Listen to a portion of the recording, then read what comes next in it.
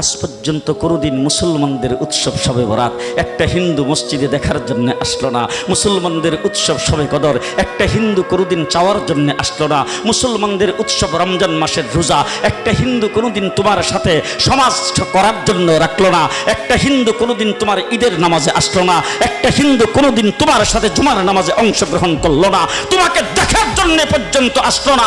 তার কারণ হলো হিন্দুরা মনে করে এটা মুসলমানের উৎসব, আর তুমি মুসলমান হইয়া হিন্দুর দুর্গা পূজায় কিভাবে গেলা? আরে তোমার কি হয়ে গেল? তোমার কি লজ্জা শরম তুমি ধুয়ে ফেলে দিয়েছো? তোমার কি কোনো লজ্জা শরম নাই? তোমার কি কোনো লজ্জা শরম নাই? আবার কি সুন্দর বলতেছ, ধর্ম যার যার উৎসব সবাই। হাই হাই হাই, ও মুসলমান যুবকেরা ভালো করে শোনো, ধর্ম যার যার উৎসব সবার, তাইলে বিয়া যার যার বউ তো সবার। জি, বিয়ে যার যার বউ সবার, পুষ্কুনি যার যার মাস সবার, গাছ যার যার ফল সবার, ক্ষেত যার যার ফসল সবার, দোকান যার যার মাল সবার। এখন ঘুমাইছে কি কথা বলেন না কেন?